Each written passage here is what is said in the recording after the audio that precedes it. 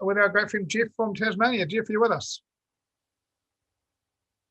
Good evening, Paul, and good evening, everyone. Yes, I'm here and willing to share what I feel for the week upcoming.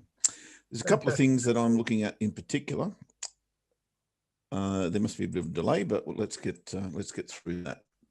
First thing I'm going to look at is US dollar, Canadian dollar, and it's very clear to me that in the longer term, we are looking at this scenario here.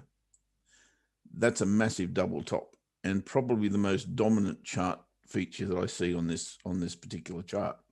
And therefore, ultimately, I'm looking probably for price to get down to this level here, or around about the, what is it, under parity anyway. Let me put it that way. However, I want to point out something, and that something is that these particular chart patterns on US dollar, Canadian dollar are very, very relevant. I won't call these are in double time for whatever reason. I don't know why that would be the case.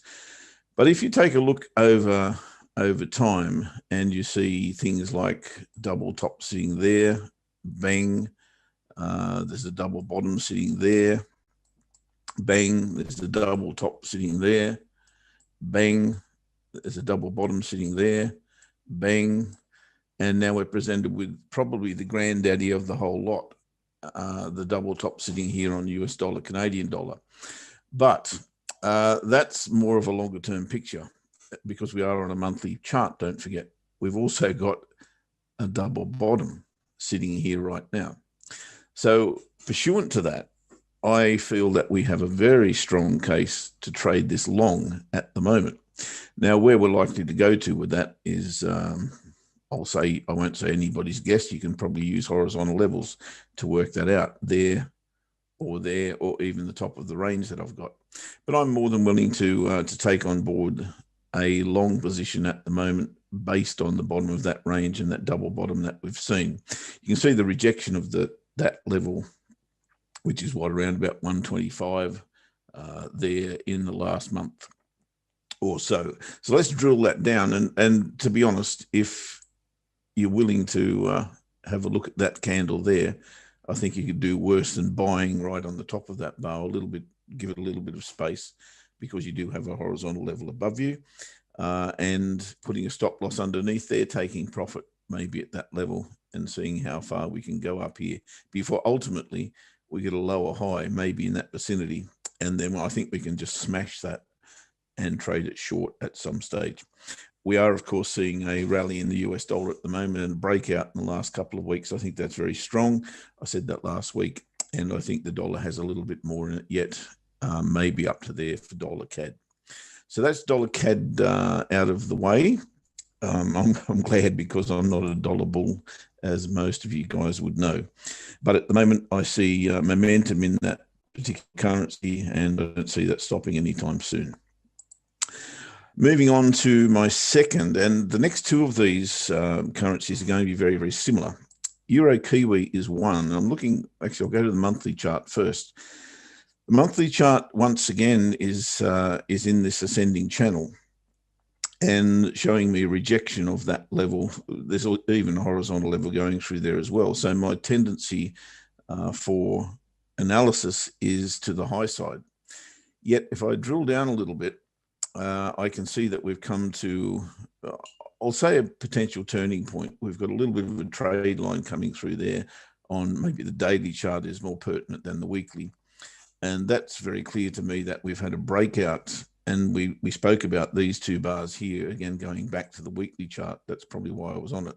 That was a big rejection bar off that off the bottom of that ascending channel. And it was very, very clear to me that there would be a bounce point there. Getting a hold of it, of course, is another story. We've since had this big follow-through bar. And I want to compare this with Euro Aussie in a minute, because Euro Kiwi has absolutely smashed through it in the last week with that big bar there. When I say smashed through it, I mean the top of this range here, which was in evidence with these two bars here. We got the higher low, and away it went. We were watching this very, very closely on in our Trading Buddy show. However, at the moment, what we don't have is any sort of retracement back to that breakout level. And you can see a what do you call these things? A resistance trade line. You can see that very, very clearly there has been broken, yet we've come back underneath it. This is an absolute classic potential scenario here, in that we've had a breakout, we've had 2 bars of consolidation, we've come back underneath the trade line, and I'll be very, very keen on Monday and Tuesday, well, Monday and Tuesday, yes, if I get a retest of that trade line with a bullish decisive bar, in particular if it came back to a level such as there, even engulfing that bar would be fine. I'd be looking to trade that short underneath that bar. I would be thinking that's a short-term play, however, and once again, if I go to my pen, I'll be thinking this level here. Resistance here, support here. I think that's an excellent place to find a long. Again, with a higher low, based on these 2 bars, higher low, sorry, higher high, higher low, higher high, higher low. I think this is in a great position to reverse. I've got no idea why the Kiwi is as weak as it is at the moment, but it has shown those signs, and I'll be more than willing to take that long, maybe up to this level here, maybe even beyond up to this level here, around about the 1.79 mark. So I see that as a potential upcoming trade, but looking at tomorrow and Tuesday, I think if we do get that bullish bar there, I think there's a short on. If you get the right entry in a nice little, let's say 30, 40 pip bar, you could make something out of that, then look for the long at that point. Now, Euro Aussie, very, very similar, as you would imagine, given that the Aussie and the Kiwi are both commodity currencies and the Euro is not, is very, very similar in that we are in an ascending channel at the bottom of it, of course, and we're looking for that bounce long.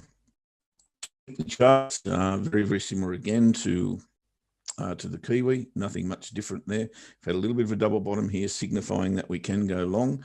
I'm happy with that. Yet, what didn't happen, remember those 2 bars on the Kiwi, Euro Kiwi, bang, bang, and then we got a big follow through. Didn't happen on the Aussie. Very, very interesting in my book. I'll just refresh that for you. 2 bull bars, consolidation, massive breakout. That's Euro Kiwi, Euro Aussie, not so much. Yes, the 2 bars were there, got the higher low, but we didn't get the follow through.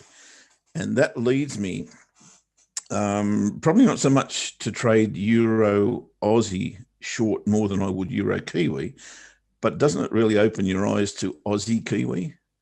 Because the Aussie didn't go through, the Euro versus the Aussie didn't go through, but the Euro versus the Kiwi most certainly did, indicating to me that the Aussie is in a far stronger position at the moment than the Kiwi. And of course, we saw that last week with the breakout of this consolidation area.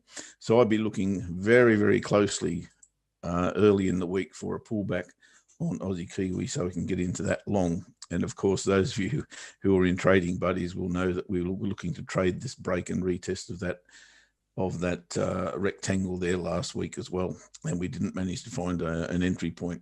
I still got a little bit of a craw in my or a thorn in my craw about that, but maybe we can make up for that in the coming week. So at this point, that is my